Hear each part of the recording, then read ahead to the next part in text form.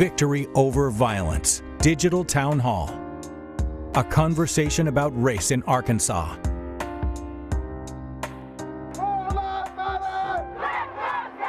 Outrage that began in the Twin Cities of Minnesota spreads to cities and towns across the nation, across the world.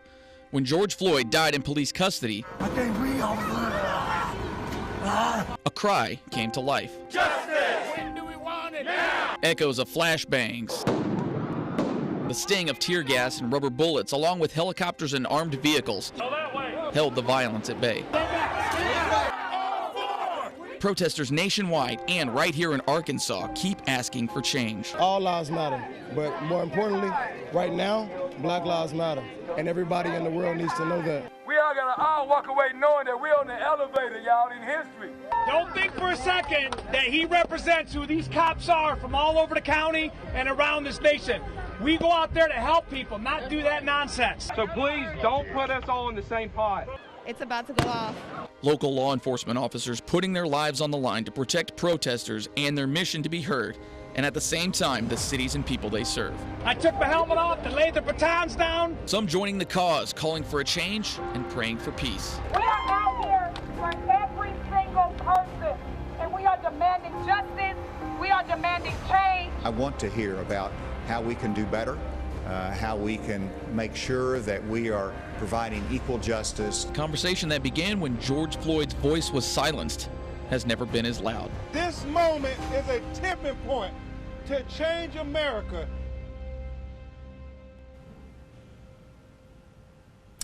Unrest unfolded this week across the nation in our own Capitol steps. The protests turned from peaceful to violent. I'm Jay Bird. I'm Donna Terrell. The message remains the same.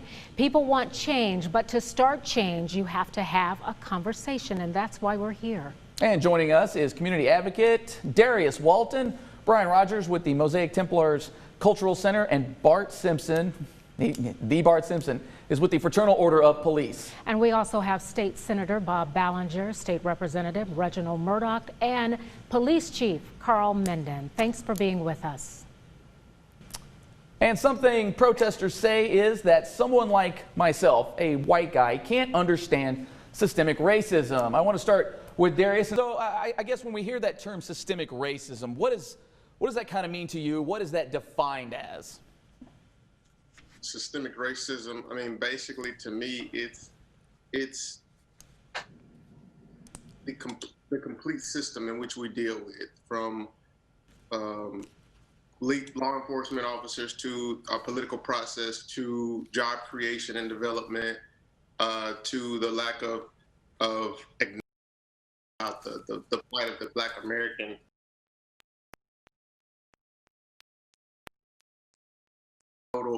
The lack of us being able to have these types of conversations about what we feel as a people over the course of centuries, and how that trickles down to every single aspect of daily living, pretty much.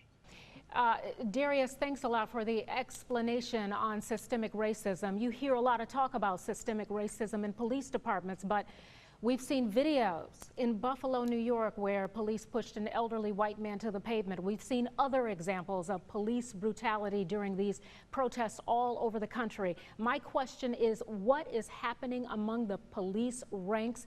And Chief Menden, I'm going to start with you, but I'd like to hear from others as well.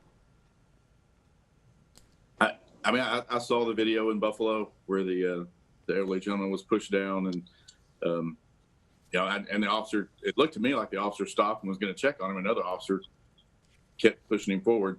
And I know we're all in tense situations with doing crowd control and long hours, things like that. But, honestly, there's no excuse for some of the things that we've seen. I know we can say we're tired and things like that, but we're paid professionals and we have to act that way. I've seen the acts of violence towards police officers, because we've seen several times where the protests and the rallies have gone off exceedingly well, where you see the officers in the crowd kind of intermingling and getting along, hugging, kind of arm in arm. And then you see the contrary, where it turns into chaos. And that's a fine line for everybody, and it hurts my heart to see it, to be honest. As somebody that's been doing this for almost 25 years, nobody got into law enforcement to hurt other people. You get into it that we see that protect and serve. That's why we're doing it. And I think Bart would probably tell you the same thing. And to see a lot of this, it hurts your heart. It really does. And that's pretty much where I was going with Bart. Bart, can you answer? So, let's go ahead and talk about what happened in Minneapolis. That's kind of the thing that's really set what we're doing right here today, because I'm not going to give them the satisfaction of calling them a police officer, because they're not. That might be the job that they had, but they're not the same as me. They're not the same as Chief Minden and the other 800,000, 99.9% of the 800,000 officers that work across this country every day. What they did was wrong, and it's criminal, and they should have been fired, and they should be prosecuted, as they're going to be. And as we continue to see this, again, there's 800,000 police officers across this country, compared to, I think, roughly in the United States right now, there's 329 million people in population. What we're seeing is there are bad police officers. Yes, there are. Nobody's going to deny that. There's bad in every profession, whether you're a doctor, lawyer, preacher, teacher. There's bad in every profession. Bad in every profession. And we want to root those guys out, because it makes us all look bad. I dedicated my life. I spent 28 years for the Little Rock Police Department. I grew up wanting nothing more than be a police officer. More specifically, I wanted to be a homicide detective. I was able to do that 17 years of my. I also think that one thing that we're seeing, and I'm not making excuses, get me wrong, but it's harder and harder and harder to get people to want to be a police officer. And I totally get that. So what happens across this country is we still have to fill those positions. We still have to, again, 800,000 police officers compared to 329 million people in the United States. So what is happening across the country? We're lowering standards. And when you start doing that, you start having problems. Okay. All right. Thank you. Darius, you and I actually had a conversation earlier in the week about white privilege. It kind of helped me understand the term a little better, at least in these terms. I want to bring in, excuse me, Representative Murdoch.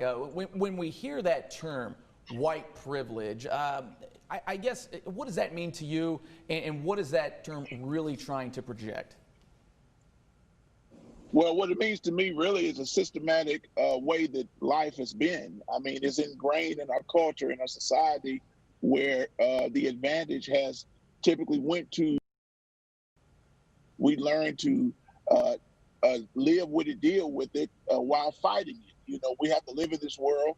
We have to maintain and sustain our families and be a part of this society that's been structured a certain way.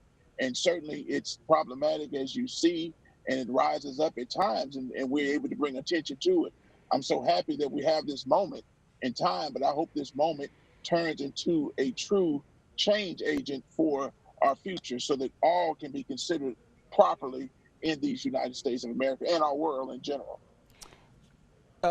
State Senator Ballinger, I want to bring you into the conversation here. I guess, too, same thing to you. When you hear that term, kind of being on this side of the coin, what do you think? What are some of the emotions that sort of get drawn up when you hear that white privilege term tossed around? Yeah, and I think your question has two parts: is what do I think and what do I feel? So the reality, so what I think is, it's like Darius said earlier when asked about systemic racism. He said, systemic racism to me is this, right? And so the truth is there are people who in their mind experience and see white privilege as one thing, and that is regardless of how we see it or what the facts are, the fact is that it's a very real thing to them and something that needs to be addressed. I'll tell you emotionally, the thing that pops up to me is that it almost feels like a reverse racism, right? It almost seems like people talk about dog whistles all the time, like it's a dog whistle that is almost like an anti-white thing, right? And so that's the thing that immediately, I feel like it almost causes division and limits ability for people to communicate. The video of the two people cleaning the the graffiti off the side of the wall, and the lady screamed at her that it was an example of her white privilege, the fact that she's trying to wash the graffiti off the wall. Now, I think that's an extreme example, but that is, I'll tell you, emotionally, I've got to try to set that aside so that I can have this conversation, so that I can, see what you guys are seeing, deal with what you're dealing with, and be able to communicate, because I know what a real thing it is to you. But, I can look around and see in our society all of the exceptional men who are men of color, who are men of diverse backgrounds, people I respect greatly, people I look to as leaders in thought, people that I look to in leadership. Our past president was a man of color, right? So I think that there are great divides that we experience in our society. Primarily, they're based on education more than race. They're based on geography, I think, more than race. But at the same time, having said all that, that's a perspective I'm coming from, and I probably need to make sure that I listen to other people, because whether I agree with it being reality or not, that's what they see as a reality. And so it's something that we're faced with dealing with right now. And it's something, and I'm sorry. No, go right ahead. I'm sorry. Well, and it's something that, in all respect to Senator Ballinger, it's something that he can't see. It's something that he can only respond as he's responded because of what he is. And I obviously understand that he can't see it. He and I have talked before about this to some degree, but I think what's critical now is that the last part of what he said is that he listened to someone that he respects, to those of color that he do respect, that he think will be genuine and authentic, and not just trying to gain an advantage or trying to do anything that's other than civility and what's just right for everybody. So I do understand where you are, but I beg of you to listen, because I promise you it is what we're saying it is. And you know what, and that's a very good point to make, and I'm glad you am, and I'm glad we're having this conversation about white privilege, because I think there are many white people that really don't understand that term when they hear it. They hear something completely different, but I do think that perhaps that is part of the breakdown, and that's where, in some cases, racism enters. And Brian, I want you to talk about this, because I know you're a historian, and certainly you've followed racial issues for a very, very long time. How does white privilege and the perception of what it is come into play? So I want to make it perfectly clear that on some level, we all have privilege. And I think that recently with the coronavirus, privilege was demonstrated that people have, because I recognize my privilege. I was able to work from home. I was able to, we had internet and enough computers that I could work and my son could attend school at the same time. I'm fortunate enough to be able to send my son to a very good school. So privilege exists on all levels, not just white privilege. But the example of white privilege that I would like to point out that is crystal clear in my mind is a few years ago in Oregon, I think it was, the Bundy family took over that federal facility, and no one was shot, no one was killed. Yet you see peaceful protesters in the park across the street from the White House, and they're shot with rubber bullets and tear gas. That is the example of white privilege that so many of us in the African American community see. We see that we do the same things that white people will do, and there's two totally different outcomes to those actions. And in my mind, that's a crystal clear example of white privilege, what white privilege is. And historically, it's happened. It's occurred throughout history. Only the thing is that it wasn't considered white privilege until recently. In the past, in the 1800s, early 1900s, it's just the way life was, right? It was the social norms that people lived in and were expected to live in. My grandfather was born in the 1930s in Southeast Arkansas. And as I began to grow up, one of the things that he told me was never leave home without any money in your pocket and your ID, because vagrancy laws existed in this country. And so Black men who were out on the street with no money and no ID were arrested. They were put in jail. They were fined an exorbitant amount of money that they could not pay. And then some white-owned business would come in later, pay their fee, and then they would be required to work for that company for X amount of years. It was the peonage system, and it existed in America up until the 1940s. So these are things that we've lived through in the recent past, not the distant past, but the recent past. And so I understand that some of our white brothers and sisters don't understand the term of white privilege. They think it's about money, but it's more than money. It's about access, and it's about being able to do things that would cause me or another Black man or woman to be arrested and possibly even killed. All right, thank you. Thanks for that. You know, these protests have been made up of all different ethnicities. And so we're talking about white privilege, but we're talking about a lot of white protesters that have been out there and other ethnicities as well. And it seems to me that instead of the usual protests that you would think of, it's become more of a movement and an opportunity to make change. So Darius, I want you to address this and what you've seen around the country here in Arkansas and how you think that could end up being a positive thing for everyone. Well, yeah, what I'm seeing amongst my networks nationwide is that we're dealing with the perfect storm, right? We're dealing with years and years and years of kind of sweeping things under the rug as it relates to civil rights. We're dealing with an economic recession, if you will, and a pandemic, right? And so you have a bunch of different people affected in various ways. And then we're dealing with police brutality to cap it off. And so now it's a lot of different, it's layered, and it's a lot of different people with a lot of different grievances coming together to solve these problems collectively. And I want to make it, clear when it comes to, what people, they say about the various demonstrations. Every type of demonstration that we're seeing nationwide is a part of the collective progress. You might not like every way or every circumstance or how it's shaped, but it's for the progressive movement of this country. And I think that a lot of the negative things that are going on during the protests are getting gaslighted. It's a lot of people doing amazing things nationwide, like in unison on from a law enforcement perspective and from a civilian perspective.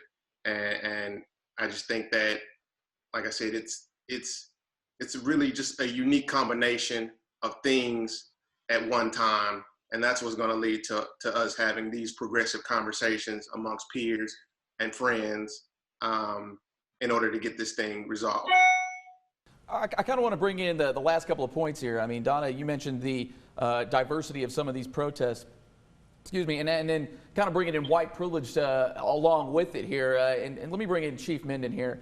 We've seen some of these protests, even from a couple of weeks ago, where it was majority white folks that were protesting, and it seemed to be that there's just a different approach to when it's something like that, when you see majority white people protesting as opposed to a majority black folks protesting. I guess from your standpoint, how do you actually address these things? Because it seems to be that you kind of get some of that white privilege, or at least that's the way it's looked, just simply from the same forms of expressing oneself, but it does seem to have sort of a different vibe to it. I mean, I can't really address all the dynamics of this protest because I'll be quite frank, I wasn't there. Sure. So to say exactly what's going on is hard to say, but I mean, I can tell you from the law enforcement perspective, we're here to protect people's civil liberties. We also have the strange obligation of we can also impact people's civil liberties. We're one of the few professions that actually does that. So if somebody is protesting or having a rally and it's done in a legal, lawful manner, it's our job, one, to keep them safe, two, make sure they're afforded the ability to do it. What's crossing over is when you have, elements of the protest that I don't think they're there to protest. They're there to cause different kinds of civil disobedience is a thing that we've seen that works. You can do that, but when you start, breaking into stores, robbing ATMs, hurting other people, other property, that's not a protest. That's against the law.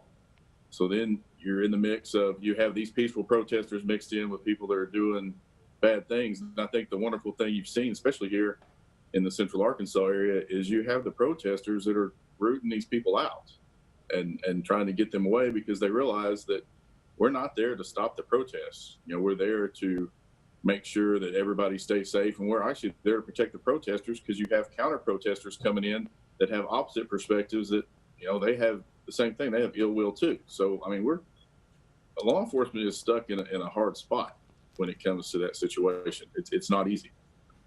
And I guess, too, how do you train for stuff like that? Mr. Simpson, let me bring you in here.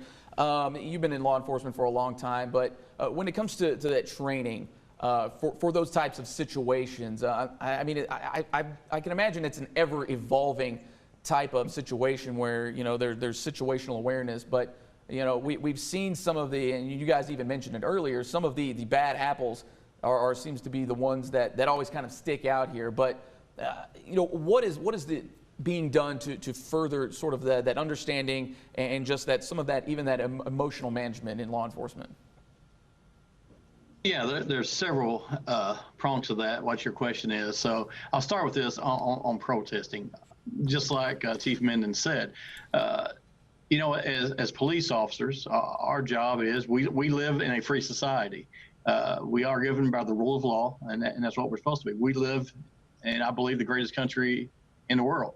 If you look at other countries, they're not like we are here as far as things go.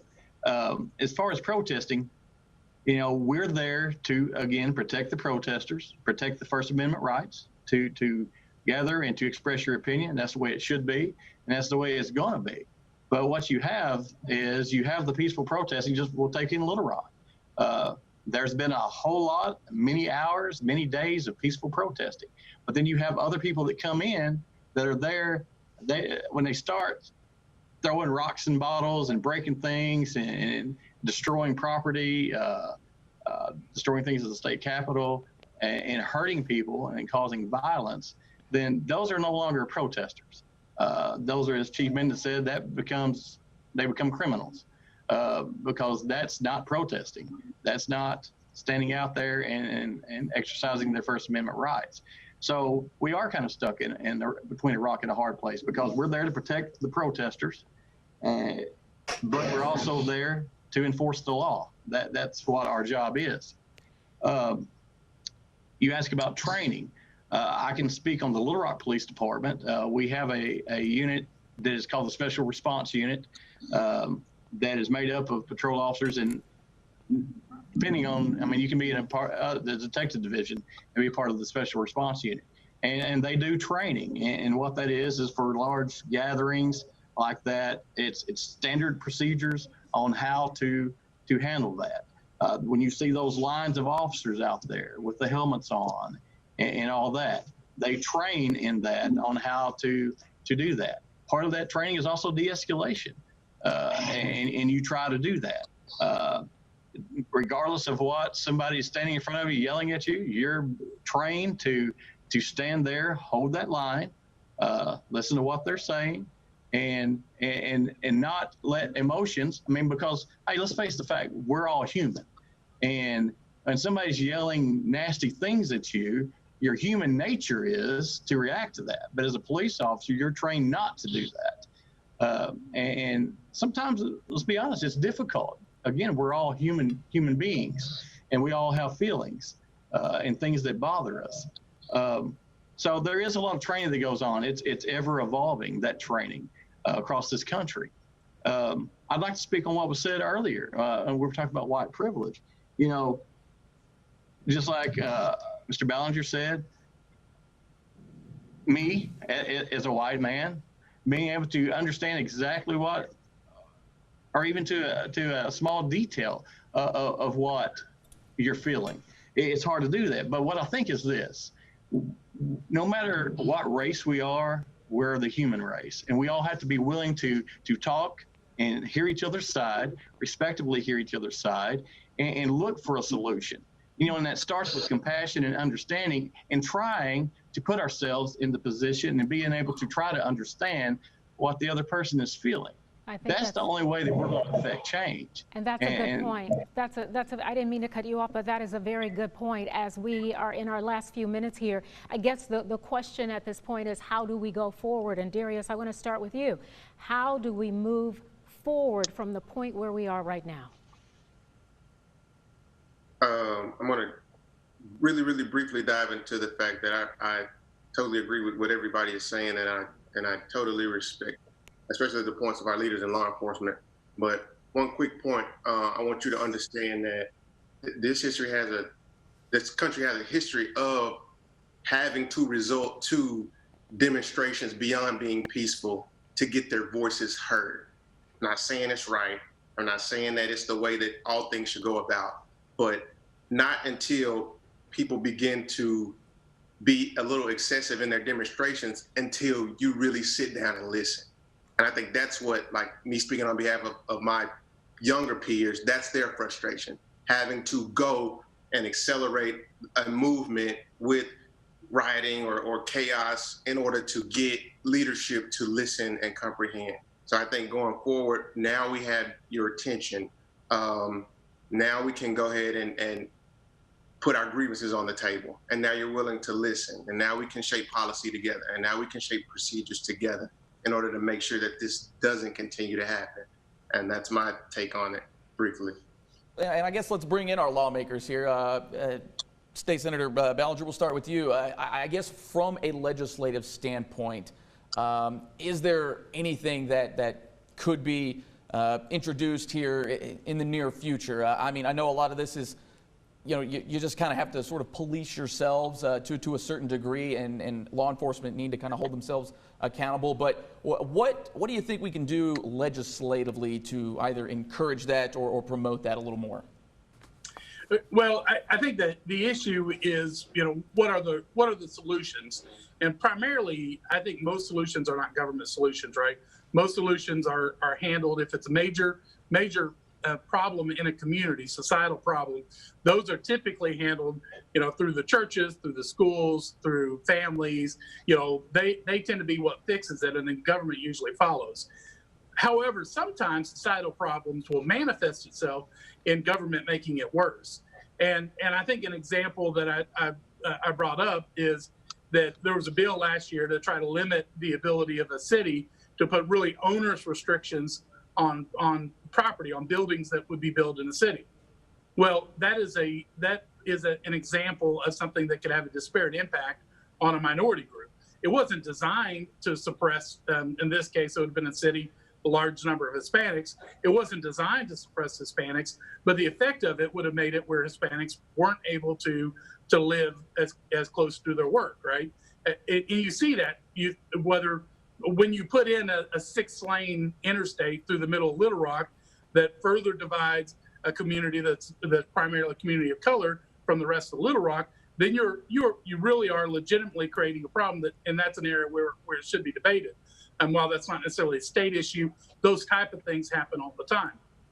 And so what I would say is, those are things that we can look at and we can say, take into consideration and make sure that we are not furthering a problem. I mean, everything that everybody brought up of, historically, even gun laws, most of them were based on race to try to limit the colored people from being able to get guns, right?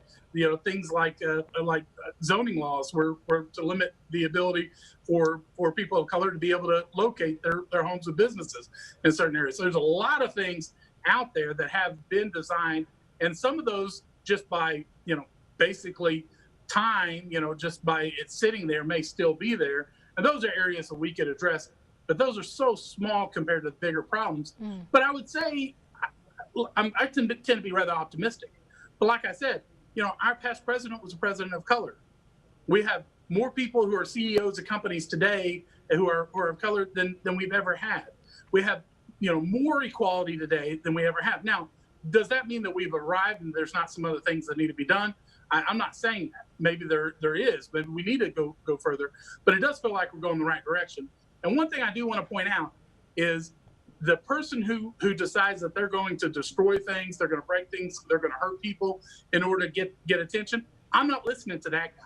Anybody who supports that, sorry, I have no interest in hearing from you. Okay. Because what you're doing is you're saying your right is greater than someone else's right. The person I'm interested in hearing is the guy who says, you know what, that's not the appropriate way to do that. I'm more interested in the heart of Dr. Martin Luther King, who said, you know, peaceful noncompliance, that is the way that you get heard. And so that would be, you know, if you're breaking a law because the law itself is unjust, I'm all in for you. I'll support you 100%.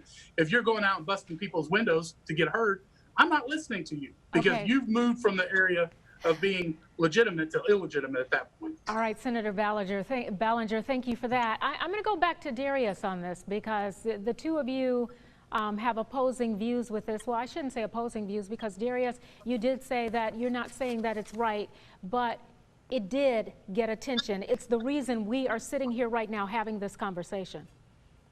Exactly. You gotta understand the history of our country. I can give you 100 examples of civil unrest with Black, whites across the board having to demonstrate in this fashion, and immediately after they get changed. So you can't tell me that this is the improper way. You can't tell me as an oppressed person how to deal with this if you're in an oppressor position. That's the conversation that we're having. It's a fundamental issue. And no, you're not a bad guy. No, I'm not a bad guy. But we have to attack the roots of these issues. And I feel like the conversations are starting. But like I said, I think that the young people are getting everybody's attention with peaceful demonstrations and non-peaceful demonstrations. They have to be ready for the consequences of their actions, but don't try to marginalize those actions to say that that's not how to do it. You can't tell us how not to and how to if you're not experiencing what we're experiencing. That's my thing. Okay, very good. Let me just say, I'm passionately supportive of people's fundamental rights, right? So I brought legislation dealing with freedom of speech because I believe in freedom of speech. Not speech I like or I don't like, because I believe that we should fundamentally protect the freedom of speech.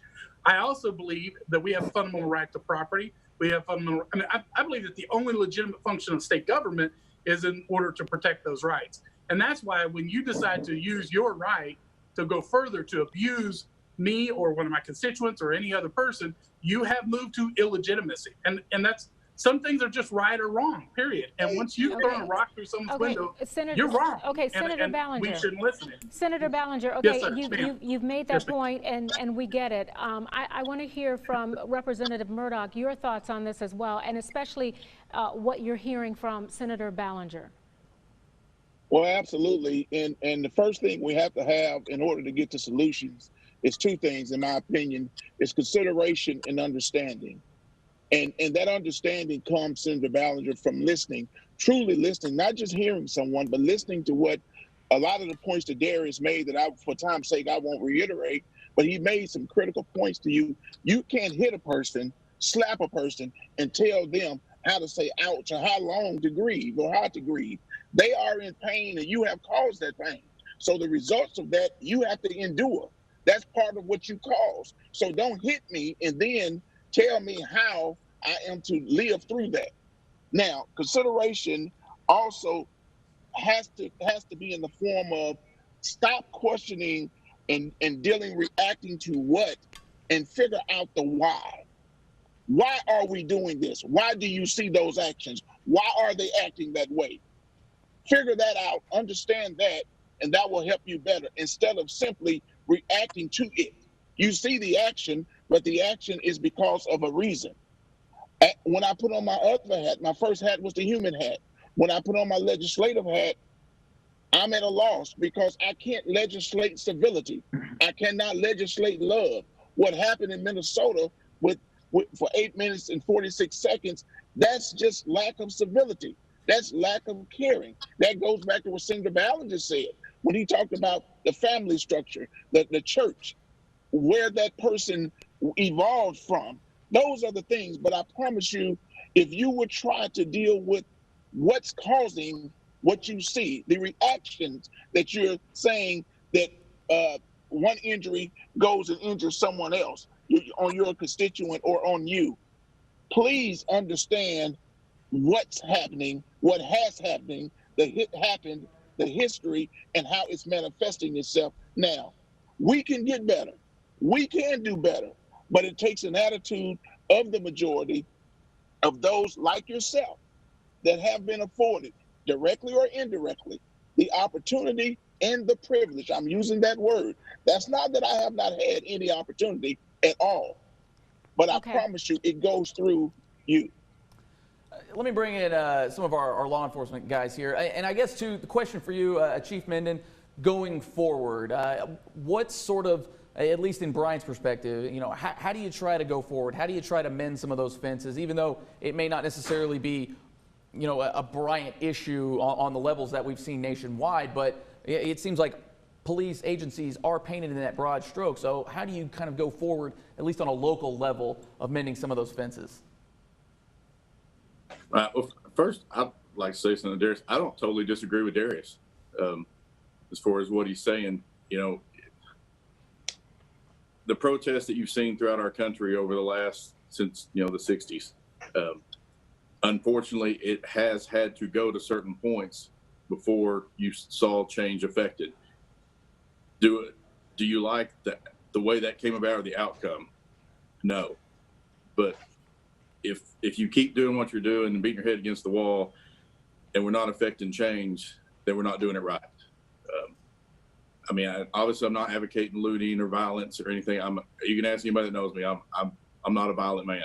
I'm a very large man, but I'm not a violent man. So I don't want anybody to take that I'm saying, hey, you need to loot, you need to pillage and stuff. But I do see Darius's perspective on what he's saying, that, and what the best thing to make him out of this is that you see a younger group of generation that has been totally disconnected for the vast majority of their life coming together, because this is an internet age generation, and they do not have great people skills. I don't think any of us could argue that they do. And now you're seeing them actually interacting with each other, and maybe that will affect change. The fact that we're even having this dialogue, we're affecting change.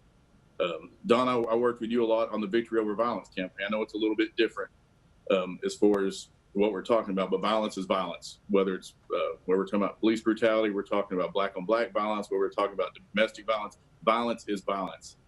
I'm a Christian. I'm not afraid to say it. I love my fellow man.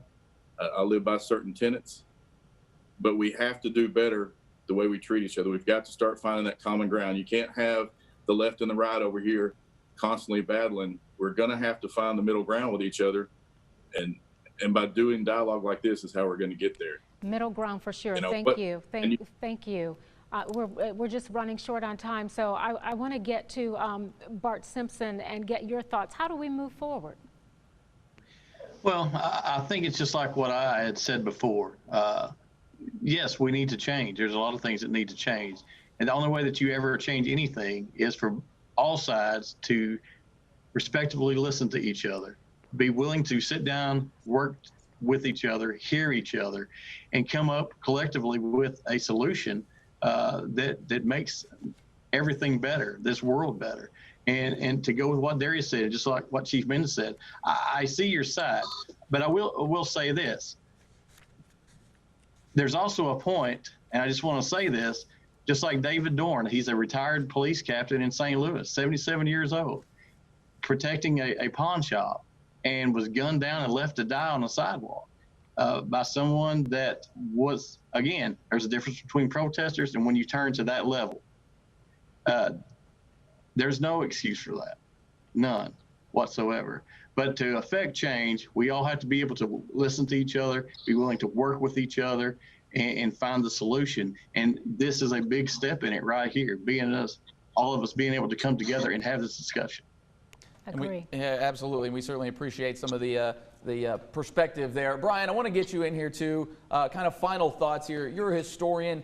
We've seen this. It seems like a lot of these events are cyclical in nature. We've seen the protests after one of these type of events similar to George Floyd have popped up, and it just kind of seems to be a cycle. So I guess just in your opinion, how do we finally break that cycle and we actually see some actual substantial change? I think the first thing that we have to do is to be honest with ourselves. Change is hard and it's uncomfortable. And until people are made uncomfortable, they do not change.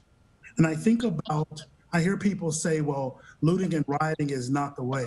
One of our founding events of this country was looting and a riot. The Boston Tea Party was looting and a riot. Yet we don't think about it that way because we've so romanticized that early period of our country. I mean, part of the problem is that we don't teach American history. We teach an American myth, the myth that we want to believe about who we are as a country, when in actuality, that's not who we are. We are violent people. I mean, you know, the conquest of this country was a violent endeavor. And so I think until we can be honest with ourselves and accept who we are, then we can begin to work to change who we are and become, to do as the founding fathers say, to form a more perfect union. And so we just have to be honest. We need to have dialogue, but it's also not the responsibility of African Americans to end racism, because we can't. Until white Americans decide that they've had enough of racism and that they want to change the systems, because it's a problem with the systems, then that's when I think that things will begin to change. And I'm hopeful because I see white Americans in the midst of the protests. I saw pictures from one of the protests, and some white girls had on T-shirts that said, if they start shooting, get behind me, because they recognize that they're probably not gonna get shot. And so it's when people start to use their privilege for positive things and to change, to positively affect outcomes, then I think we're on a good path. Okay, and that's going to be the final word. Absolutely. Gentlemen, we certainly appreciate the time. We could go on for hours with this conversation, but we certainly appreciate all of your insights. Thank you for joining us on our town hall. And again, we hope to really keep the conversation going. All right, thanks for joining us. We will see you again with our Victory Over Violence Digital Town Hall. Take care, everyone. Stay safe.